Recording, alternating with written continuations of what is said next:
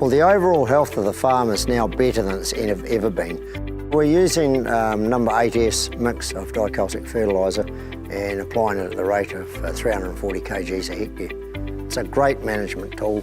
There's been a marked improvement on how the animals shift around the property. What goes in is going into meat and wool far more efficiently than what we ever had before.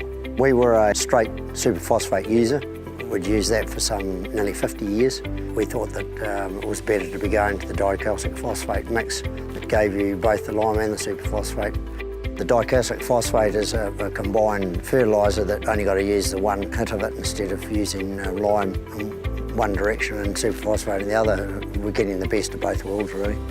You need quantity, but more importantly, probably that you do need quality, and I think that's the difference that we have got now. We've got real quality pasture, and that hence the reason why there's been a big pickup in stock health and production levels. We can go back 10 or 15 years ago and we just never had the clover growth in such prolific form as we've got now.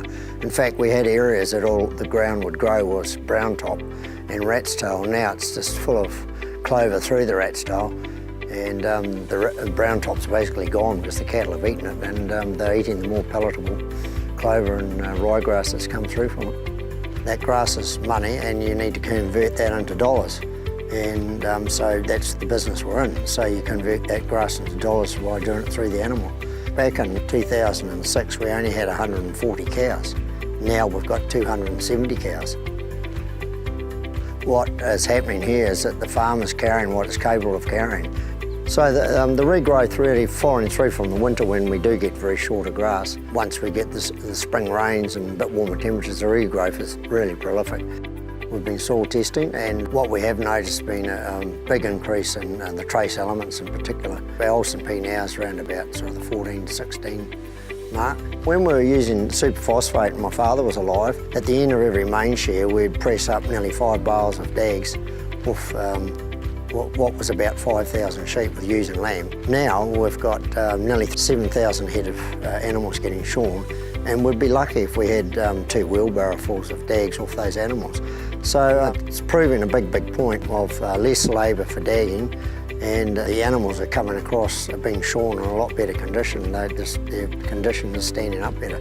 Years ago, under superphosphate use, we found that after a drought the soil was quite slow responding, but one of the biggest things we've found now after a dry period is the quick response of the grass, but it's also very palatable because the stock just love it. The biggest thing has been able to produce a top quality product at a reasonable price to be competitive with the overseas markets, and we actually feel that what we're doing now is proving a point that you can produce a top quality product at a lesser cost than otherwise may have been thought achievable. So it's a win-win in every direction, really.